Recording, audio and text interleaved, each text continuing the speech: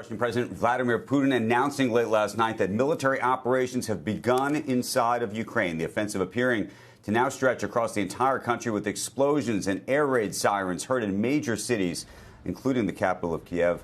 Ukraine's president declaring martial law across the country. President Biden calling the attacks unprovoked and unjustified, saying he expects catastrophic loss of life. G7 counterparts today will be meeting before addressing the American people.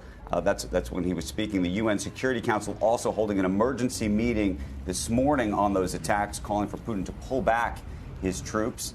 Russia says it is only targeting military installations in an effort to, what they're calling, quote, demilitarize Ukraine, and that has not attacked cities or civilian populations. Moscow saying the attacks are in response to previous Ukrainian aggression. I want to get straight over to NBC's Matthew Bodner, who joins us now live from Moscow this morning. Good morning to you.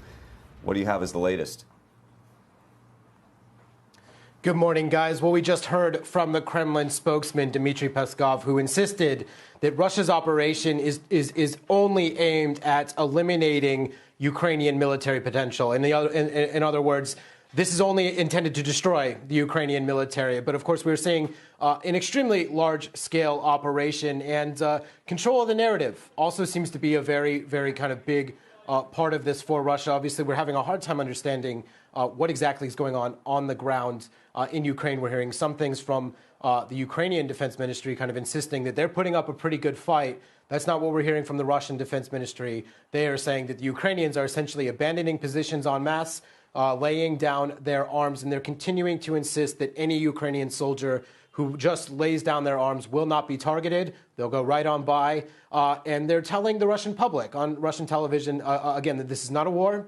This is a kind of special military operation, again, as you mentioned, aimed at essentially eliminating the Ukrainian military. They're making a very strong point here domestically that they are not firing on cities, they are not harming civilians, but they continue to deny that they've taken any casualties whatsoever. We've seen the Ukrainians claim they've downed a few Russian aircraft, taken out a few Russian armored vehicles, killed Russian soldiers. All of that denied. So we're not getting a good picture from the Russians. We don't really know what's going on in Ukraine. Here in Moscow, the mood, though, I have to say, is interesting. You know, I was here back in 2014 when they annexed Crimea, and it was kind of astonishing at the time just how legitimately popular that move was, broadly speaking. We're not really seeing too much evidence of that now. In fact, just kind of my very unscientific survey of the situation of my social network and extended social networks and just celebrities, artists, and other public figures, this is not a popular action. I think I would describe the main kind of predominant mood, at least here in Moscow, as one of shock. I think only recently did Russians start realizing that President Putin was seriously threatening military action, probably just a few days ago. So this has all happened very quickly. Shepard Smith here. Thanks for watching CNBC on YouTube.